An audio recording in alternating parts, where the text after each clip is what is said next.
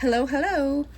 Okay, I want to talk about bleeding and how to prevent it, what is happening when you get bleeding, how to fix it, how to apply a finish so it doesn't bleed, all of that. This is all about bleeding and color. So, I've gotten a few different DMs from a few different people over the last few weeks, and I just thought that this would be a really beneficial video because y'all have questions about bleeding. I've gotten some pictures where some people are like, "Hey, look at this piece I did, but look down here, like this whole letter bled. Like why? What happened? What am I doing wrong?" So, let's talk about it. Let's get into it. Now, I'm going to preface this by saying there is no one answer. Okay, there is no one size fits all answer for this. There are so many different factors that affect whether or not your color is going to bleed. It can be very complicated analyzing everything, but I want to step you through some of the basics from what I have learned and what I have observed over the years of me making art. I have had so many pieces bleed. I've screwed it up. I've messed it up. Some were terrible. Some were just, a little annoying, but were fixable. I've been there, I've done that, and I know that it is so annoying. It is so sucky when you've gone through this whole process of designing your piece, burning it, you add color, and then it bleeds. And it's like, it is the worst feeling. It's like, why do I even bother? F it, throw your hands up. Like, ugh, it's so frustrating. So let's talk about it. I want this video to equip you with like some analysis tools and some technical skills so you can analyze your own art process as you're going along, how you're burning, how the wood is responding. I want you to watch the color that you're using, how does it behave, all of that. So that's what we're getting into.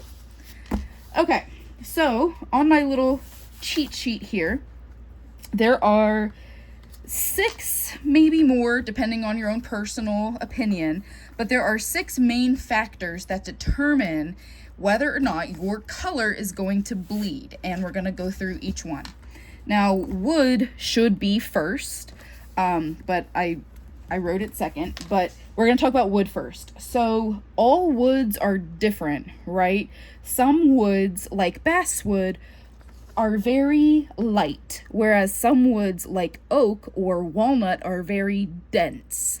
They have different grain structures, they have different grain patterns, but really what that means for you is that the woods that are lighter, that are airier, you need to know that their grains are not as compact together.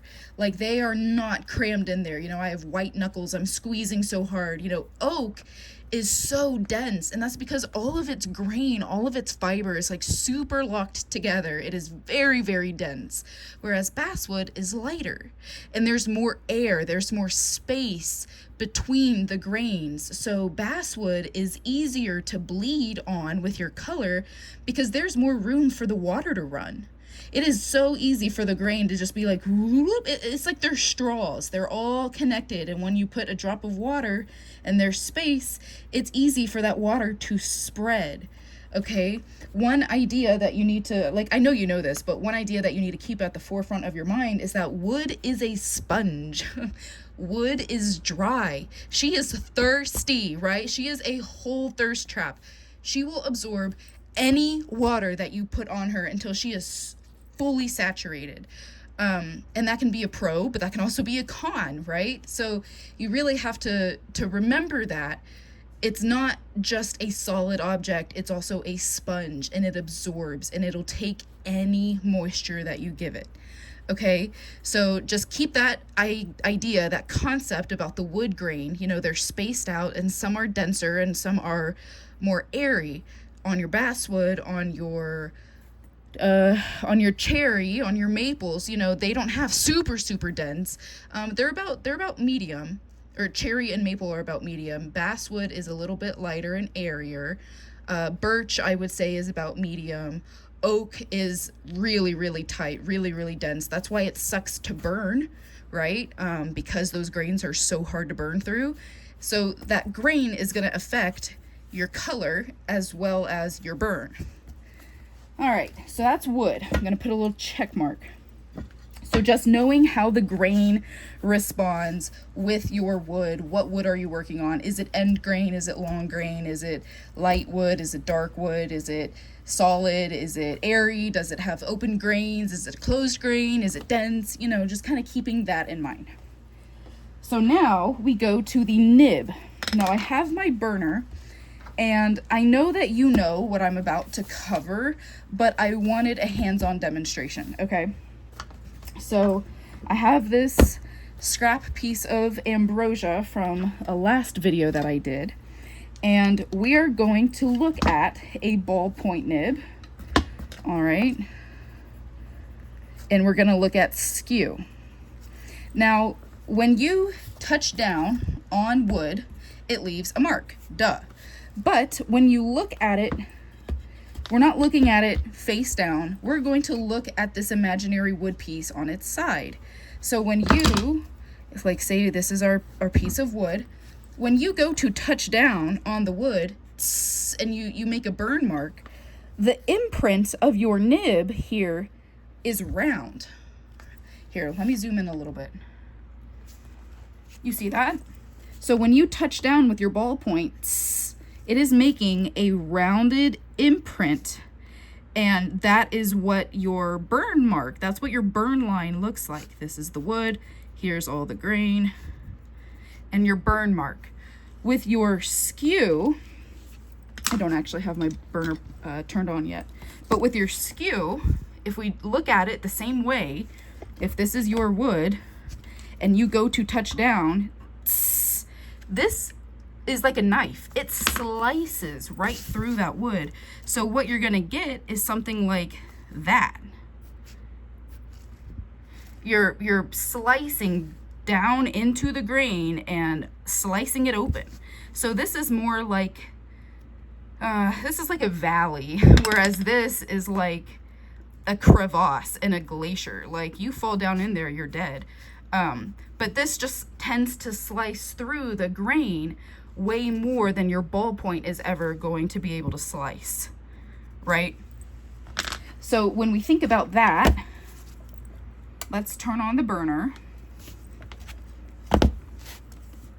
Turning on my burner. I'm turning it up high so I can go kind of fast.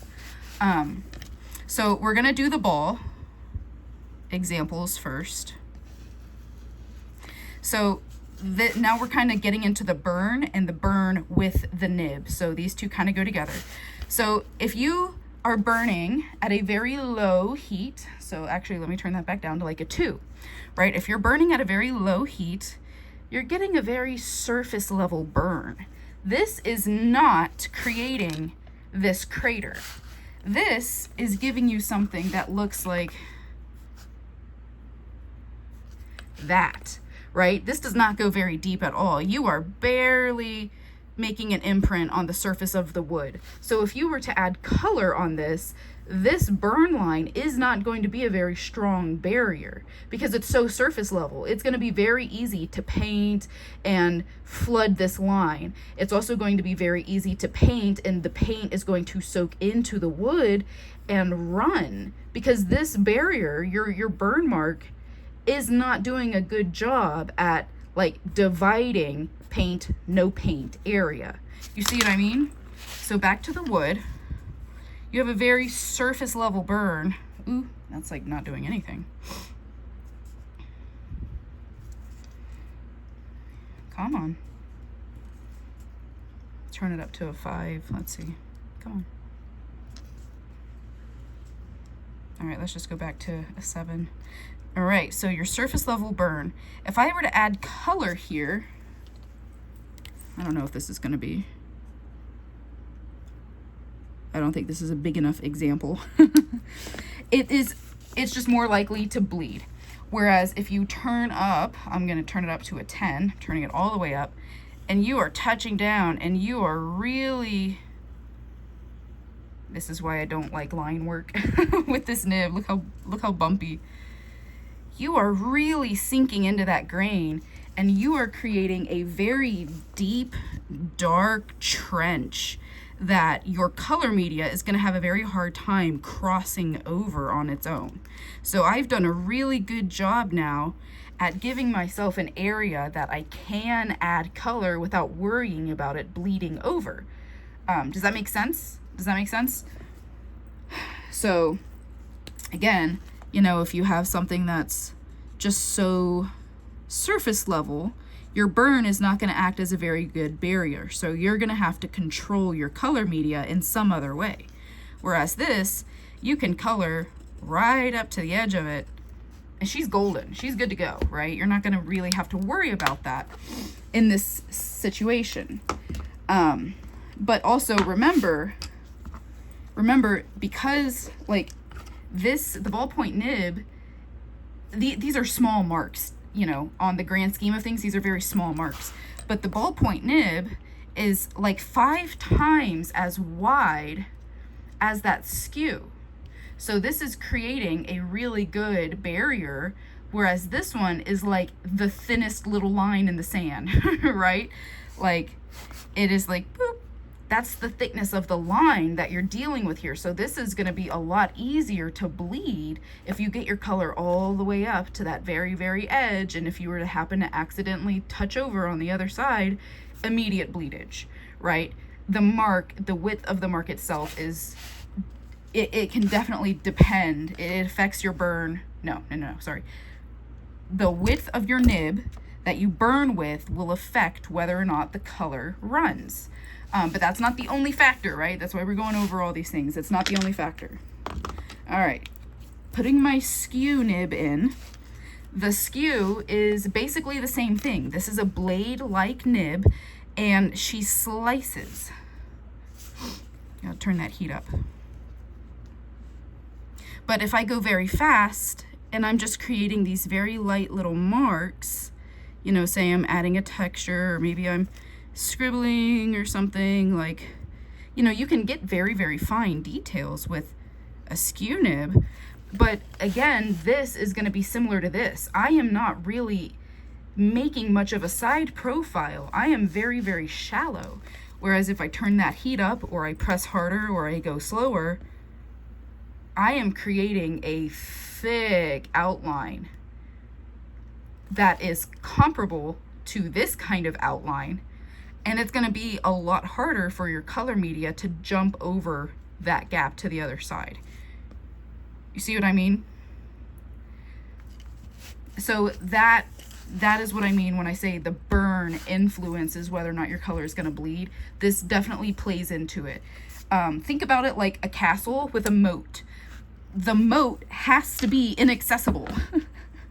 How the heck do you draw a castle? If you have, let's just say you have your island and you want a moat around it, and you don't want anyone on your land, this has to be wide enough that people can't like just jump across it, right, and get to you. The only way they're going to get across it is if you have like a drawstring bridge to let people onto your little island. But this has to be effective. Your moat barrier, your burn barrier has to be effective. Especially when dealing with wet color media. So that's going to be the next thing here is your color. So let's talk about that. There are all different kinds of color media. Duh, you know that. Some of them require water, such as watercolors or gouache. Some of them already have water in them, like a Sharpie, a marker, alcohol ink, let's see, gel pens. And then some of them are dry, like color pencils, right? Dry, wet, and then like this is wet, that's wet, this is dry, this is wet, and then this is wet in and of itself, that's acrylic. But then you have like gouache and watercolors that you have to add water to.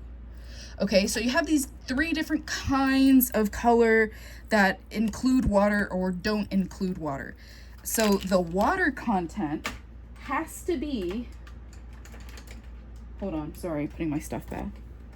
The water content, how saturated your stuff is, has to be wet enough to soak into the wood, but not too wet that it's going to run or bleed. So how do you control that? Well, the ones where you have to add water, where's my watercolor palette? There we go. I brought this down.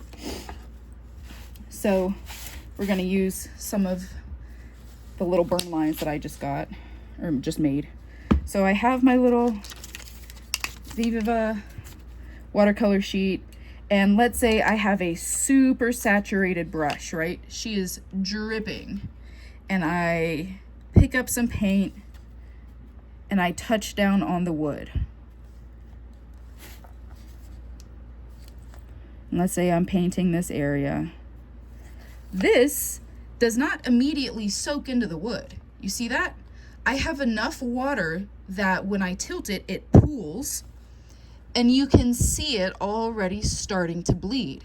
That is really high water content. And you can see that, yes, the wood is a sponge and it's trying to absorb, but I put enough water down that it can't absorb it all at once. It's too much for it to absorb all at the same time. So it's going to run, it's trying to absorb, and it's just, I would say that that's too much water for this area. Okay, so your water content really does matter, especially if you're working in a very shallow burn area, you know, like you can add color here and add color here and then come back in a few minutes and it's going to have bled. But if I had added this amount of water here, try not to get it in the line, right? Prevention is key. She's a-okay. Like, that is way too big of a gap for that water to cross right now. And it is too deep that it's not going to run in the grain underneath the burn. So that's fine. I think that's going to be okay. All right. So if I had done something different where I had picked up some paint, but, you know, maybe I dab my paintbrush and I get it a little drier, and then I come onto my wood and look, you can tell immediately that it is a lot drier, and you can see the wet brush strokes are not as they're just not as full of water, and you can see immediately that like this has already started to soak up around the edges and dry, whereas this is still completely saturated. So that water content totally will depend. And look how much it did not bleed. It's that water content. But so now that's with watercolor, you've added the water and you can control how much water you add. But when it comes to like a marker, the marker is wet. You can't do anything to get rid of the moisture in your marker. You just have to use it, right? So when you're using something like this that the moisture is already in, you have to pay attention and think about the other things that are contributing to whether or not this color is going to bleed. Is the media itself a super wet media, or is it kind of dry? Like this Sharpie or this Crayola, yes, it's wet, but it's kind of a dry wet. So that's not going to bleed a whole heck of a lot. But if you have like a watercolor brush pen or something, well, this one might not be a good example. This is a lot wetter initially than that, so that might have a higher chance of bleeding. If you have like this acrylic marker, you know, this is wet acrylic. It's wet. I don't have to add color to it. But let's see, is it going to bleed? I don't think it is. Well, a little bit. I see a little bit. I don't know if you can see it, but there's a little bit of bleeding along the edge up there, but not much. So that's really great. It dries very quickly, it absorbs into the wood, and it did not bleed. So that's great. But like I said, you have to be mindful of the water content of the color media that you're using, and you have to pay attention and kind of figure out, okay, is this more likely to bleed with the kind of burn that I have? Okay, do I have a shallow burn? Do I have a dark burn? Do I have a wide burn? Do I have a thin, skinny burn? And if I put color up against it, is it likely to bleed? You know, I want you to go through that thought process and really think about it And if you're ever not sure, get scrap wood.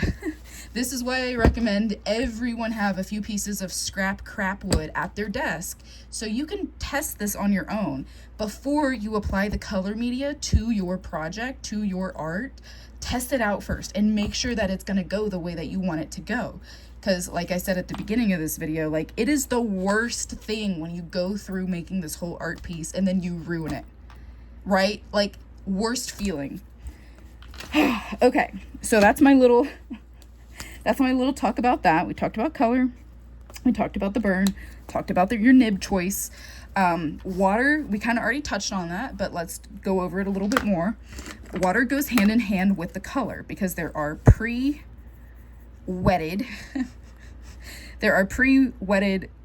materials like markers. There are manual add water things like paints, and then there are dry medias like pencils, crayons, gel sticks, things like that. And obviously when you're talking about water, the dry ones, like, this is irrelevant. This, you don't have to worry about water with your dry because you're not using the water, so that's great. But like I said, when you're adding water, start with a little bit of water. Just use a little. Do not overload. You do not want that to happen. You do not want your brush to be so saturated that it drips, that it pools. You want enough water to spread your color around, but you don't want too much water or else it'll bleed. It's a very fine balance that you have to figure out with the color media that you're using, because I have gouache and you might have gouache, but the brand might be different, the formula might be different. I might need to use a little bit less water than you might need to use a little bit more water if it's bleeding, if it's spreading, or if it's not spreading. You see what I'm saying? Like, it depends. Everyone's color is going to be a little bit different because they're different brands and whatever.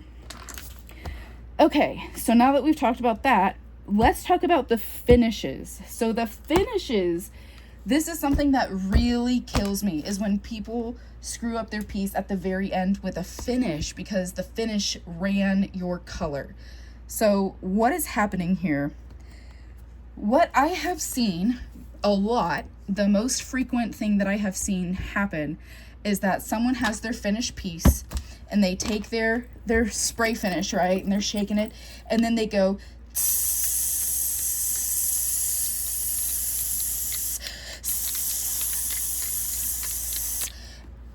girl, now your piece is soaked. Of course your color is going to run. You just added a whole layer of wet on top of your piece. No, do not do that. Stop it. Don't do that. We're done with that. We're not doing that anymore. Light coats is where it's at. Most finishes, do I have one with me? No, I don't have one here. Anyway, for example, most finishes, this is just paint. If you look on the back, they have little tiny instructions and they will tell you how to use that finish. Just because it's a spray doesn't mean you can just spray. You need to follow the directions, because it's not that the company is trying to be a pain in your ass. It's because they're trying to help you get the best fit, the best product, the best finished look out of their product, right? So some finishes will say, apply light coats, and they mean it. This is not saturate your whole piece. This is, you take your bottle, you shake it, and you go, tss. That's it. That is it. Okay, that is what a light coat is. It is a tss, very light. It's like, think about hairspray. If you're putting hairspray in your hair to hold a curl or whatever, do you soak your hair or do you do a light coat? You know, you spritz a little bit on your curl, you try to get it to stay, you know, you wait till it dries, and then maybe it's crunchy, or maybe you have some strays that come out and you spray a little bit more, it's, you know, in your hair. That's what we're doing here. You don't ever take, unless you're like a professional dancer and you need every strand of hair glued to your head, we're not doing that with our finish here. We're not saturating the whole thing. You're not saturating your whole head in hairspray. No, you're doing light little tss, tss, tss, tss, tss, tss, tss. That's what we're doing here. So when it says apply light coats, that's what it means. Now, the rest of the instructions will tell you how long you need to wait between coats. And this matters because the chemical formula of your spray has to cure. And some formulas cure and oxidize a lot faster than others. Some will say recoat within an hour. So if you just did a light spray, and you're outside on a hot sunny day in the sun and it is 0% humidity, that is going to dry so fast. So you could probably come back in 15 minutes and do another light spray, and you're going to build up those light coats. Some will say recoat within the first 24 hours. That is because that one has a slow cure time, and so it's safe to come to it in 30 minutes or two hours or 14 hours. You know, you have a wide window of when you can apply the next coat. And usually some that have those longer in between coat times will tell you apply second coat within the first 24 hours, but wait until the first is totally dry. But it might take 16 hours for it to be totally dry. So then you got to let it dry overnight and come back the next morning, or, you know, whatever. It'll tell you what to look for. And again, that's like, they're not trying to be a pain in your butt. They're trying to help you not ruin your furniture or your art or your whatever. The cure times, the formulas do different things with all the chemicals that are in them. So it's very sciencey, but the rule is light coats and do what the bottle says. Okay.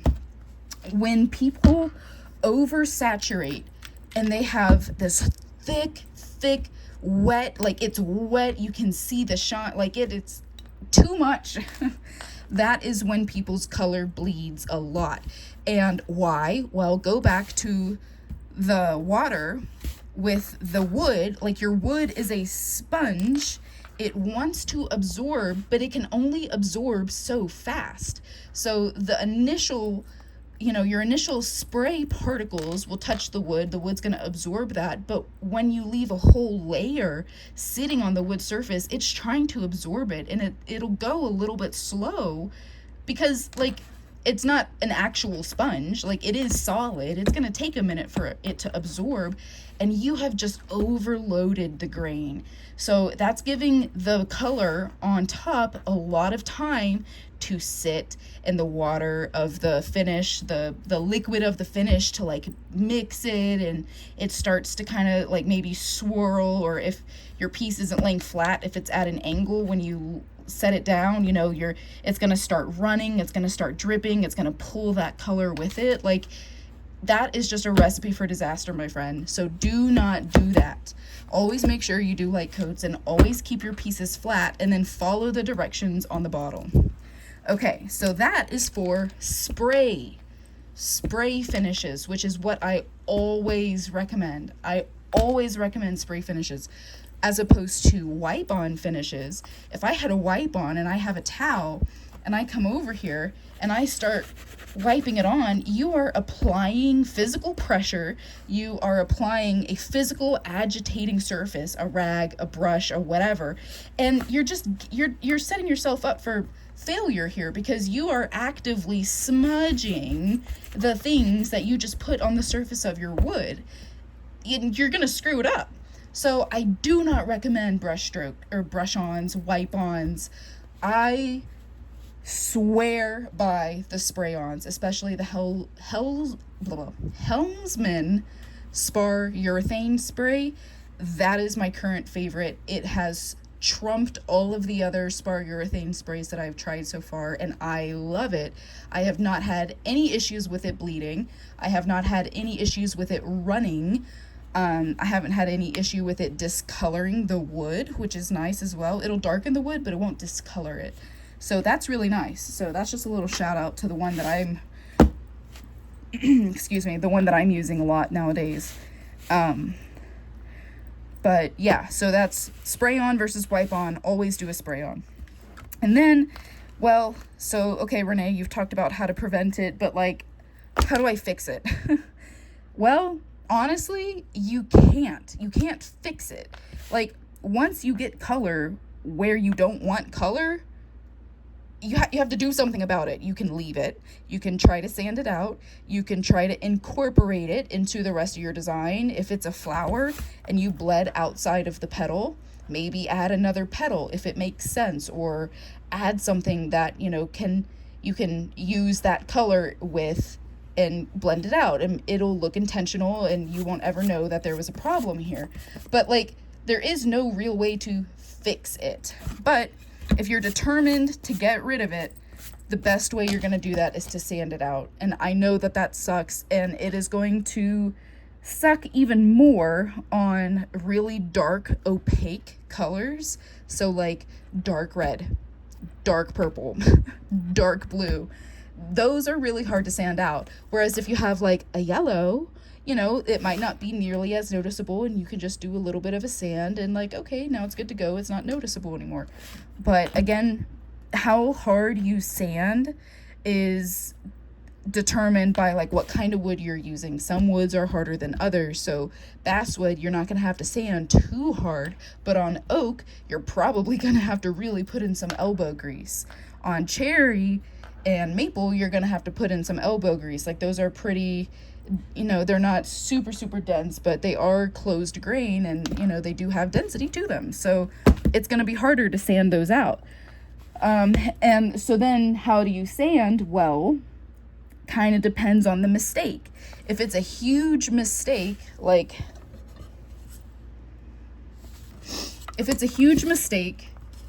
do I have something that has a huge mistake?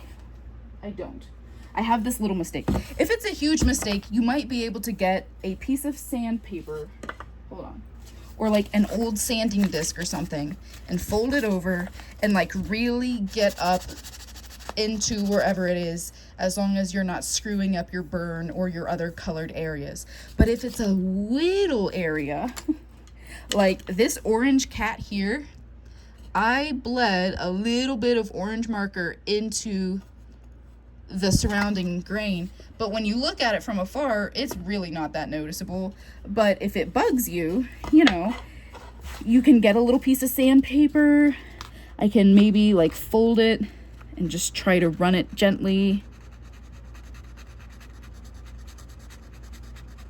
But this is an orange, and this is on sycamore, and the sycamore is a very light colored wood, so I think this is going to take me a while if I try to do it this way. Actually,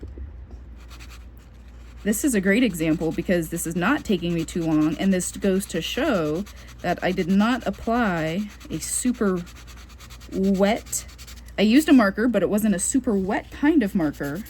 It didn't have a lot of opportunity to bleed, and so it didn't go too deep into the grain. It didn't go too far. It didn't bleed out all the way. Like, some grains will carry the color pretty far. But that just came out so nicely. And that was just with, a little old sanding disc from the shop. This is a 220. And it's just scrap that I just keep over here on my little work area because it comes in handy for things like this. Let's see. Oh, and the other thing that I wanted to talk about is it is better to let your mistake dry. If you have bled outside of your lines, let it dry. Don't try to touch it while it's wet unless you know exactly what you're doing. Just leave it. Let it dry, because it is so much easier to deal with it once it's dry and isolated. Whereas if you try to fix it while it's wet, you are going to push and smudge that color even more. Don't do it. So I got marker outside of here. I let it dry. This has been down here for a few days. I need to finish it up, add my whiskers, and that's when I'll do my little touch-ups. And it worked just fine. So don't make it worse. Don't add water to your mistake. Don't try to fix it. Just let it dry, and then you can sand it out. Other than that, you don't really have much of a choice. If you can't sand it out, or if it's too deep, I guess you can try to grab like a Dremel. If you have like a Dremel tool, they have like little sanding bits. Maybe you could try to like, try to drill it out or sand it out with a machine, a tool like this. But some people don't have this, so it's really just going to be up to your elbow grease. your arm power? You know, how hard are you willing to sand? Or is it just possible to add something to your design and incorporate it so now it's no longer a mistake, right? So those are your two options. Those are your two paths that you can travel. Okay, I think that's about it. I've covered the shape of the nib, the kind of wood, the density of the wood, how you burn, if you burn really deep versus shallow, if you burn super hot versus, you know, cooler, the kinds of color and the water content of each, so dry media versus wet media versus has to be wet media, and then the finish, right? So these are all different things that come into play with bleeding. I hope that this was helpful. I'm sorry that I can't give you a one straight answer, like, oh, your stuff bled, this is what happened. Like, I don't know. Everyone's creative process is different. Everyone's stuff is going to mess up at different spots in their process. Yours might have bled as soon as you touched down on the wood. Yours might have bled whenever you finished it. So like, okay, what's going on here? Why is this happening? And it's really hard to diagnose a lot of that from the other side of the country via the internet. You know what I mean? So I hope that this was helpful.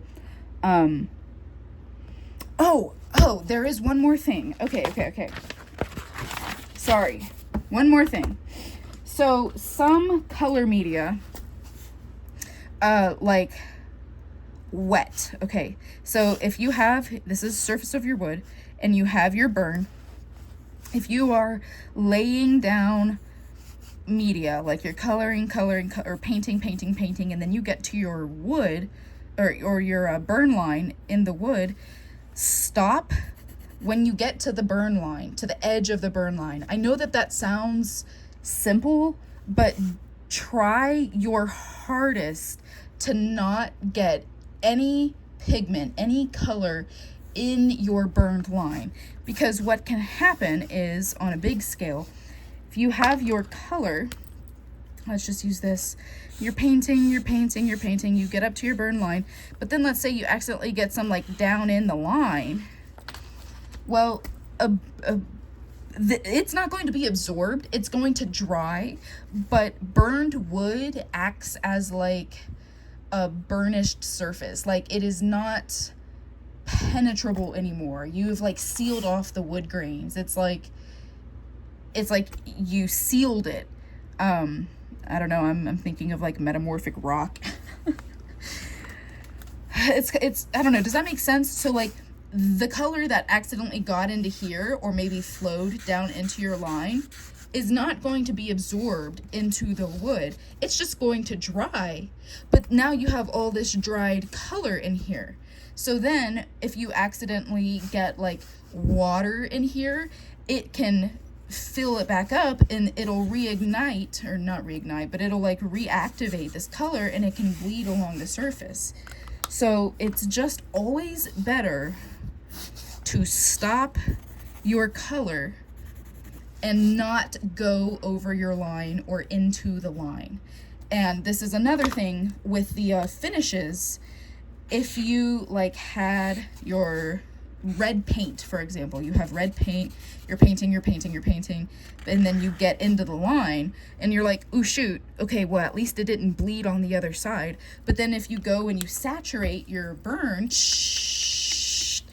you've just created this watery layer, and it flows down in here, and now it's swirling, and this is being pulled, the pigment's being reactivated, and it's going to bleed exactly where you don't want it to bleed. So it is just always better to not get paint or any color, Sharpie, watercolor pencil, glitter, you know, it is just always better to not get it in the line to begin with. Prevention key. This is where some things get controversial though, because if you do, like if you're someone who gets a lot of paint in your lines or whatever, but you're nervous about it bleeding, it might just be better, hear me out, it might just be better for you to go back into your burn line and burn it all again. Burn all of this crud out. So then you have a clean line with no color media in here. The color media is exactly where you want it to be. Okay, well, that was not the color. Let's just pretend the color stops here. This is your burn, and it is clear. So now you can rest easy knowing that your burn lines are clean. They are good to go. There's nothing here. So this should not be bleeding. This shouldn't be the cause. If you do add a thick finish and then it starts to bleed, it's going to be a problem that's over here, not in your burn lines. Okay, that is why I always go back over and burn my lines. Even though, so like this is marker. These cutie little cats are marker. But I went back and burned all of the lines, even though I didn't, like, none of it bled. The yellow here is just a little bit of overburn from the burn itself. But when I'm coloring, you know, it's really easy to get the tip of your marker or your paintbrush or whatever in the line. It's really easy to do that. But if you don't take care of it, those little overlaps into your burn line can bleed once they are not confined to the line and you added a wet finish on top of it. Does that make sense? So it is just better, in my opinion, put on your mask, go outside, whatever, and turn your burner back on and re-burn your lines. Keep them clean, keep them clear, keep them crisp, and that's really going to help prevent any burning or any color catastrophes. But it's controversial because people don't like to do that. People don't want to burn chemicals. People don't want to burn over the color or the paint or the marker, whatever. It's toxic. They're chemicals. It's supplies, it's color pigments. But that's why I say if you're committed to it and you're really nervous about it, just go outside, turn on a fan, put on a mask, even just a COVID mask, you know, double up on a COVID mask and burn it and see how that goes for you. Now, just kind of a word of warning with that, some pieces are going to be a lot more feasible to burn over again, because what I'm saying is you could basically burn the design twice. But do you have the time to burn it twice? This is a very simple design. There aren't any curves. You know, I just plug in my skew and I just re-burn over these really quick and it goes super fast. But if you have a big piece or an intricate piece, it is not feasible for you to basically burn your piece twice. It might be more feasible to go in and just touch up little areas where you can physically see the color dried in your lines. So you could turn your burner on and just do that little spot. Oop, I got some in this ear, you know, do that little spot. Oh, I got some on this side. Let me do this little spot. And it might just be easier to do little touch-ups like that rather than going over your entire piece and all the details. Okay? Alrighty. So now I think that is it for realsies. I hope this was helpful.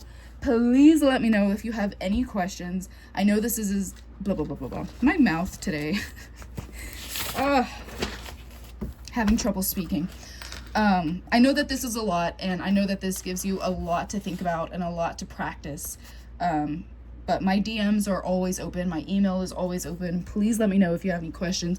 If you have any specific pieces that you want to troubleshoot with me, if you have any specific questions about like, hey, I made a mistake here, what do I do? You know, just reach out. Let me know. I'm here to help you. But just remember that there's only so much that I can do from the other side of the internet. I'm sorry. I can't diagnose exactly what went wrong or exactly what happened, but I will try my absolute best to help you out and get you settled, okay? Alrighty. I'm gonna finish up my cats and go have dinner. Y'all have a great night. Bye, guys.